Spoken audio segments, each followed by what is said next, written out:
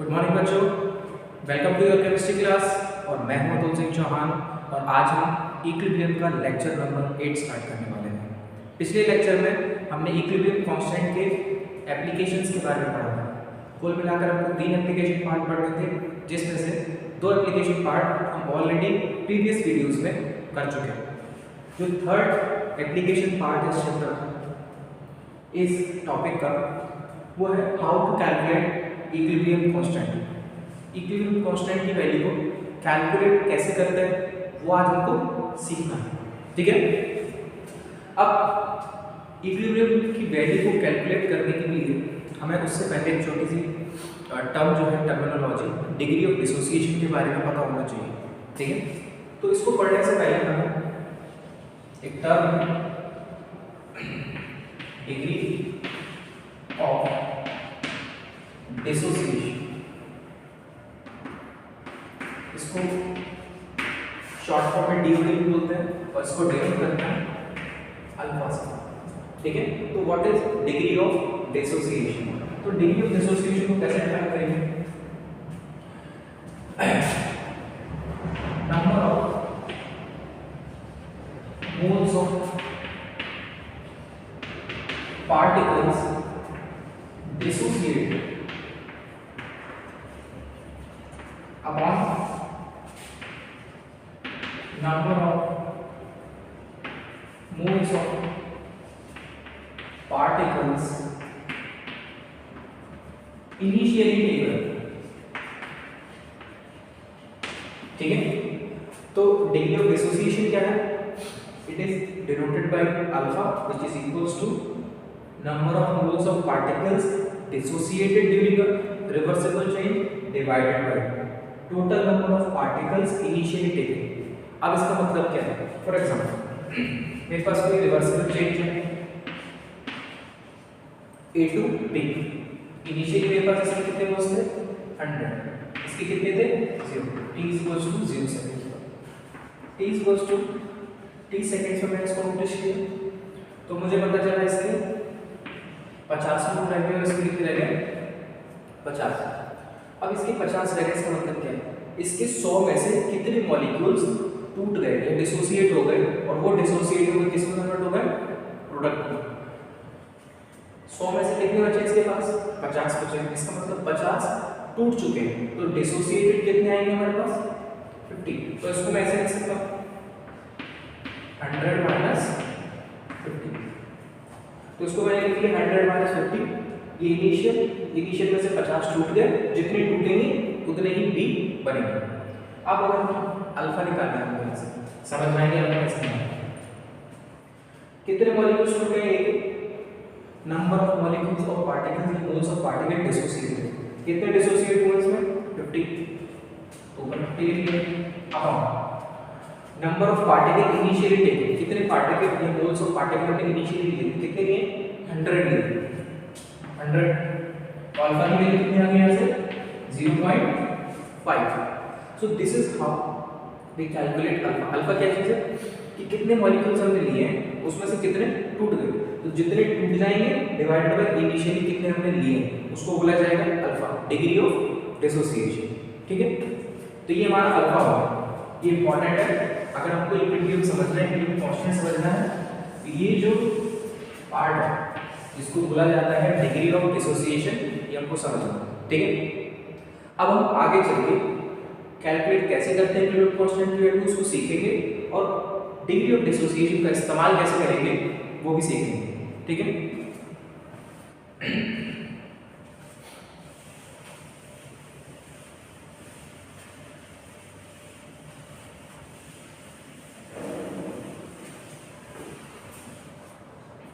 ठीक, तो अल्फा की वैल्यू को, अल्फा क्या है लिख लेंगे यहाँ पर, छोटा सा number of moles of particles dissociated upon total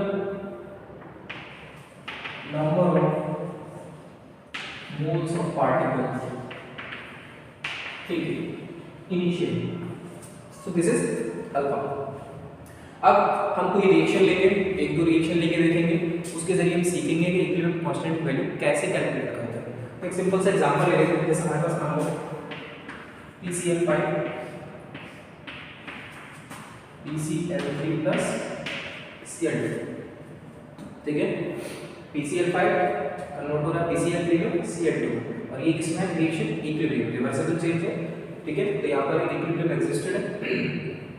अब यहाँ पर हमको इस रिएक्शन के लिए इक्विलिब्रियम कांस्टेंट कैसे कैलकुलेट करते हैं वो हमको समझना है। सबसे पहला स्टेप में हमको ये कंसीडर करना है कि इसके कितने मोल्स हमने इनिशियली लिए, तो हम कंसीडर कर लेते हैं ये मोल्स इसके मैंने इनिशियली लिए। तो ये क्या है, number of moles initially taken. ये क्या है मेरे पास, number of moles initially taken. PCl3 कितने होंगे 0, इसके भी कितने होंगे 0। ये कब है, जब टाइम इज इक्वल टू क्या है 0, जब रिएक्शन स्टार्ट नहीं हुई। अब हम बात करते हैं is equal to t seconds. t seconds पे देखा तो उसके a में से कुछ मॉलिक्यूल्स टूट गए होंगे, जैसे हमने देखा था a और b वाली रिएक्शन में 100 मोल्स थे, 100 में से 50 टूट गए। तो ऐसे ही इनिशियली अगर मैंने a लिए हैं, रिएक्शन इक्विलिब्रियम पर आएगी तो कुछ मॉलिक्यूल्स या कुछ इसके पार्टिकल्स टूटेंगे। तो मान लीजिए कितने पार्टिकल टूट रहे हैं x, क्योंकि x की वैल्यू पता नहीं। तो जब भी आप सॉल्व करेंगे पहली स्टेप में इनिशियल मोल्स कितने हैं वो लिख लीजिए, उसके बाद इनिशियल मोल्स माइनस कितने मोल टूट गया, कितना टूटा है आपको नहीं मालूम है, तो उसके लिए क्या लिख लेंगे x। अब जितना ये टूटता है, जितना रिएक्टेंट टूटेगा प्रोडक्ट हमेशा उतना ही बनता है। और एक और बात याद रखिएगा, यहाँ पर कोएफिशिएंट क्या है, तीसरे फैक्टर 1, यहाँ पर लिख गया 1, यहाँ पर लिख गया 1। तो जब भी इस x को हम लिखेंगे a माइनस करके, इस x को इसके कोएफिशिएंट के साथ हमेशा मल्टीप्लाई करना होगा। अब देखो मैंने डायरेक्टली x लिखा है, क्यों, क्योंकि इसका कोएफिशिएंट कितना है 1। अगर 2 होता तो यहाँ पे लिख देता a माइनस 2x, यहाँ 3 होता तो यहाँ लिख देता a minus 3x। Same as it is यहाँ भी करना है। अब ये a में से x टूट रहा है, तो ये कितना बनेगा, जितना टूटेगा उतना बनेगा x। अब ये x बनेगा, लेकिन कोएफिशिएंट क्या है 1, तो 1x। अगर ये 2 बनता तो 2x लिख देते, 3 बनता 3x लिख देते। ऐसे ही Cl2 भी क्या जाएगा x। तो ये क्या चीज है, ये है number of moles at equilibrium. तो ये कौन से मोल्स थे, इनिशियली टेकन। ये कौन से मोल्स हैं, number of moles at equilibrium. अब इक्विलिब्रियम कांस्टेंट की वैल्यू में रखनी होती है कंसंट्रेशन। अब ये लिखने हैं क्या, नंबर ऑफ मोल्स। अब एक बात, अगर यहीं से हम अल्फा की वैल्यू फाइंड करना चाहते हैं, अल्फा की वैल्यू कैसे फाइंड करेंगे, कितने मोल्स लिए हमने इनिशियली 1, उसमें टूट कितने गए x। तो अल्फा को ऊपर पहले क्या रखना होगा, कितने मॉलिक्यूल्स मोल्स टूट गए व्हिच इज x। अब कितने मोल्स हमने इनिशियली लिए थे 1, तो x अपॉन a। यहां से x की वैल्यू अगर फाइंड करना है क्या रहेगी मेरे पास, अल्फा a। इसको मैं लिख सकता हूं x a अल्फा। उस x की जगह मैं पुट कर सकता हूं, तो मेरे पास ये बन जाएगा a माइनस a अल्फा। इस x की जगह मैं पुट कर सकता हूं a अल्फा और a अल्फा, यहां पर बात करें। अब ये तो है नंबर ऑफ मोल्स। मैं मान के चलता हूं ये पूरी जो रिएक्शन है वो एक क्लोज्ड कंटेनर में हो रही है, जिसका वॉल्यूम कितना है v कंसीडर कर लेते हैं, क्योंकि हमको मालूम नहीं है तो हम v कंसीडर कर लेते हैं। वॉल्यूम कितना है उसका v। अब मुझे इसकी नंबर ऑफ मोल्स है, इसको कंसंट्रेशन में चेंज करना है। तो number of moles per unit volume को क्या बोलते हैं, कंसंट्रेशन। तो इसको क्या चेंज करना है, किसमें, कंसंट्रेशन। CON का मतलब क्या है, कंसंट्रेशन। तो ये हो जाएगा a minus a alpha upon v, total volume v। ऐसे ये हो जाएगा a अल्फा अपॉन v, ये भी हो जाएगा a अल्फा अपॉन v, ठीक है। और हमारे पास कंसंट्रेशंस आ गई है। आपको पता है एक्सप्रेशन कैसे लिखते हैं इक्विलिब्रियम कांस्टेंट का, हम ऑलरेडी सीख चुके हैं। तो k इक्विलिब्रियम की वैल्यू क्या आ जाएगी,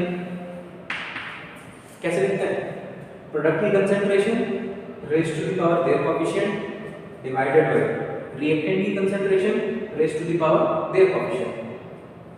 ठीक है, PCl3 की पावर 1, Cl2 की पावर 1, PCl5 की पावर 1। देखो PCl3 कंसंट्रेशन क्या है इक्विलिब्रियम पर A अल्फा अपॉन V और Cl2 भी क्या है A अल्फा अपॉन V, दोनों को मिलाकर हम लिख सकते हैं A square alpha square upon V square. इन दोनों को हमने इकट्ठा करके लिख दिया A स्क्वायर अल्फा स्क्वायर और V square divided by PCl5 की कंसंट्रेशन क्या है इक्विलिब्रियम पर A minus A alpha upon V, ये हो जाएगा A minus A alpha upon V। अब A B से A भी कट जाएगा,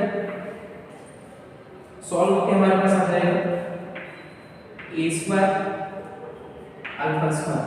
अब ये B नीचे था, नीचे चला जाएगा, इसको मैंने यहाँ लिख दिया, ये वाला जो था। अब A माइनस A अल्फा, यहाँ से मैं A कॉमन ले लूँ, ये हो जाएगा मेरे पास 1 माइनस अल्फा। अब ये अल्फा है, ये अल्फा स्क्वायर है, इसको मैं ऐसे कैसे कर दूंगा, मेरे पास एंड में बचेगा A alpha square upon 1 minus alpha V। This is हमारा इक्विलिब्रियम कांस्टेंट।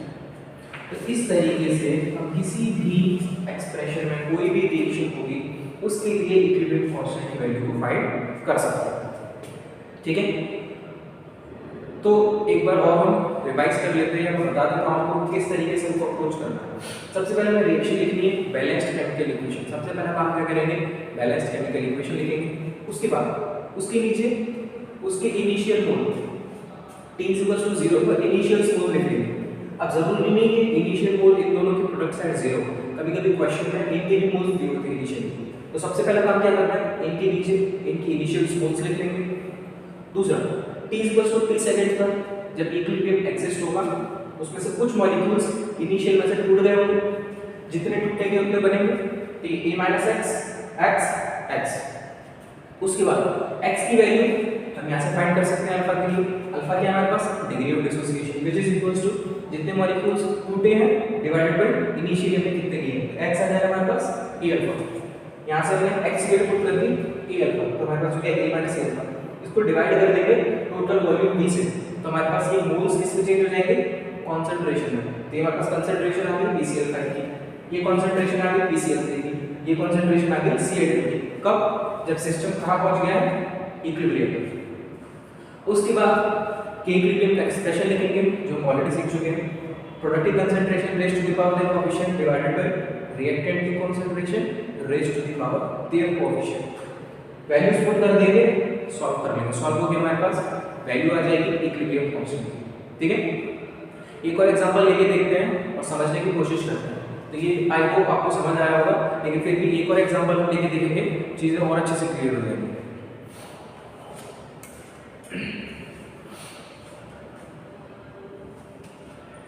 ठीक है,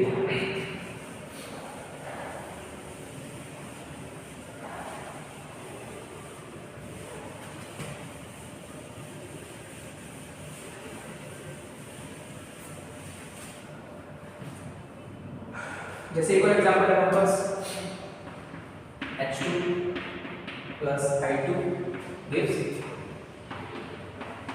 2HF। ठीक है, तो ये भी रिएक्शन एक क्लोज कंटेनर में हो रही है। ठीक है, उस कंटेनर का वॉल्यूम कितना है, वॉल्यूम में मान लिया V।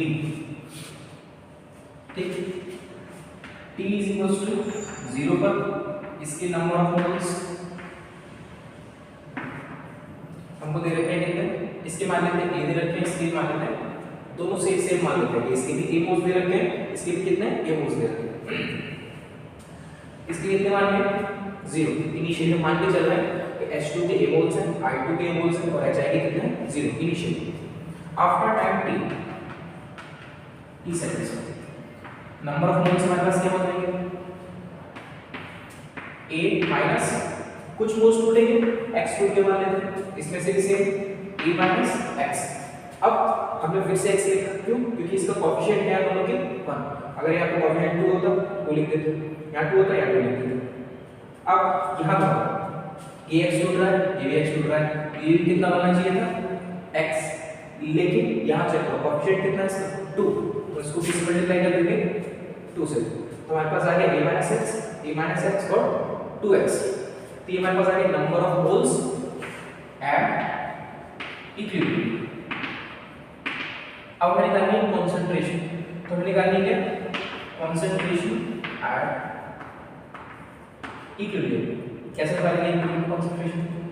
वॉल्यूम हमको पता है, नंबर ऑफ मोल्स पता है, number of moles per unit volume क्या होता है हमारा कॉन्सेंट्रेशन, तो हो जाएगा a x अपॉन v, ये भी हो जाएगा a x अपॉन v, ये हो जाएगा 2x अपॉन v। अब इस x की वैल्यू को यहाँ से निकाल सकते हैं, हमको पता है कितनी है x की वैल्यू निकालनी है, अल्फा इक्वल टू क्या होता है x अपॉन कितनी हमने इनिशियली ली, कितने लिए a, x की वैल्यू कितनी आ गई ये, पुट कर दीजिए यहाँ पे, ये हो जाएगा a alpha upon b, a alpha upon b, ये हो जाएगा 2a alpha upon b।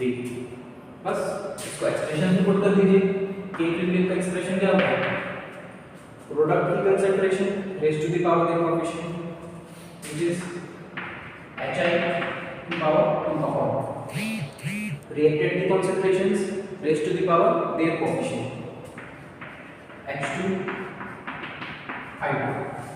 now values put कर दीजिए, concentrations put कर दीजिए, hi की concentration क्या है इक्विलिब्रियम पर 2a alpha upon 2a alpha